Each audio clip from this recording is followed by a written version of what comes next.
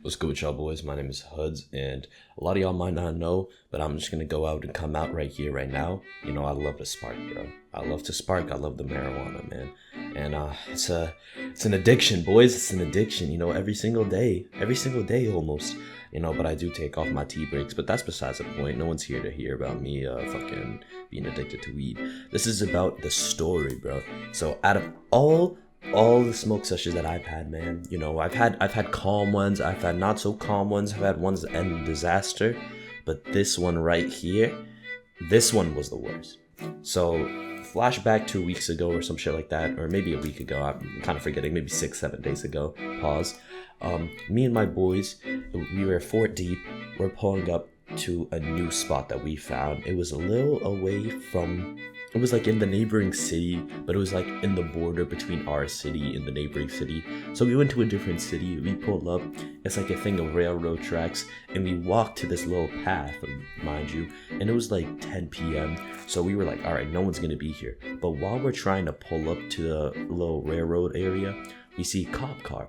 So I go all the way down to this dead end, wait like 3 minutes, then pull back around, park my V, and then we start making our way. We're like, all right, we gotta go in and out, in and out. And while we're walking in these woods, I low-key start getting a bad feeling in my stomach, but I wasn't about to be a pussy and be like, yo, actually, I don't want to smoke here, guys. Let's go someplace else. I don't know. I'm afraid. Maybe they're looking at us. But we get like midway from where we're actually gonna be, and then all of a sudden, we hear from outside the woods yelling, blah blah blah, canine, come out or it will bite you. So we run, we start booking it right into the goddamn middle of the woods, bro. Like we start going deeper and deeper and deeper, and we get to the area that we were gonna be at, right? And where we were kind of screwed because there was only one way in, one way out, and the only other way, we had to run past tall grass and run into a neighborhood, and that was the only way we can get out. So my boy with the grinder in his hand, and he like poured the bud on his phone case in order for us to roll, and my other boy had his bag, so we had to trash. Oh my god, I'm sorry, I just have to take some time, bro. We had to trash the weed, bro. We had to trash the bud. Like, we literally had to throw it all away, and it was a full-ass grinder. Oh. It was the worst thing I've ever seen, bro. I actually had, like, a fit of depression after that, bro, but that's besides the point. We had to trash the bud, and we had to hide the grinder in the woods, and my boy had to hide his bag because he had some bevs, and he had a lot of bud in it, so we was not trying to get stopped by the cops and they were going to search us, and then we would have been cooked, because, you know, I was the one that drove there, so I was not trying to end up in a bad situation, gang.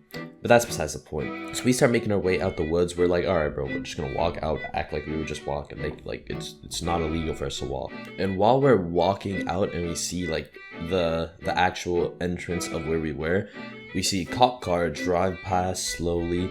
Then they shine their light on us, and while we get out, we see her turn around, and she starts talking to us. And she asks us something, and I was like, what? She was like, are you guys okay? Do you guys have blood on you?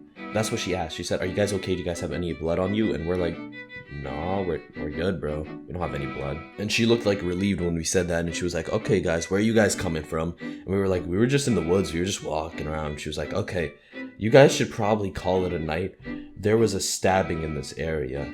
And when she said that, bro, I wish that I had the reaction recorded, because the moment I heard stabbing, I looked at her, looked at my boys, and we were like, oh, hell nah. And then we were like, all right, yeah, it's time for us to call it a night.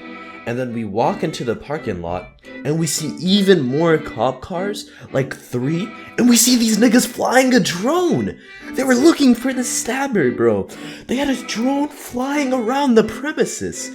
And another cop comes to us. They're like, all right, what are y'all doing? And we were like, all right, we're just going home, man. We're just, like, she already told us. They're like, yeah, just call it a night, boys.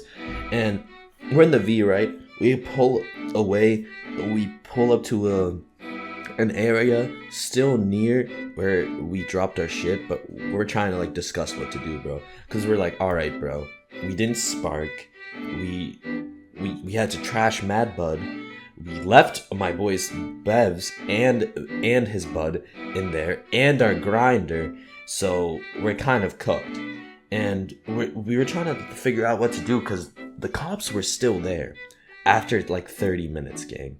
So we were like, all right, bro, we probably should just spark up, then spin back and try and get our shit. So we basically just waited, sparked up for maybe an hour or so. And then after that, we had to pull back around to go grab the stuff. And I kid you not, bro, we were looking in the woods for that grinder for at least like a solid 15 minutes, just for the grinder, by the way. And it takes like maybe 5 minutes to walk into the woods. So we were there for maybe another half hour. We were trying to go in and out. And we couldn't find it. We just couldn't find it, gang. And we found the bag. Obviously, the bag was easy. But the grinder, my nigga, that shit was impossible. We were in there just searching up and down, bugs everywhere, bro. And we were like, you know what, fuck it, bro. We're just gonna come back tomorrow and find it. And we came back tomorrow, and my homeboy came back the day that followed, and he looked for it and he couldn't find it. So he had to bring another homeboy, and this nigga that wasn't even there found it. And I'm like, bro, oh my god. But that's pretty much gonna wrap up today's story, boys. You know, I've never been more unlucky when it came to sparking up, bro. This is why I just can't wait till I just get my own crib and I can spark up in there. Going outside in public and sparking up is good when you're not in your own city and there's not any cops there. But like, bro, these niggas are on dick. Without further ado, I've been Hoods, and remember, faded!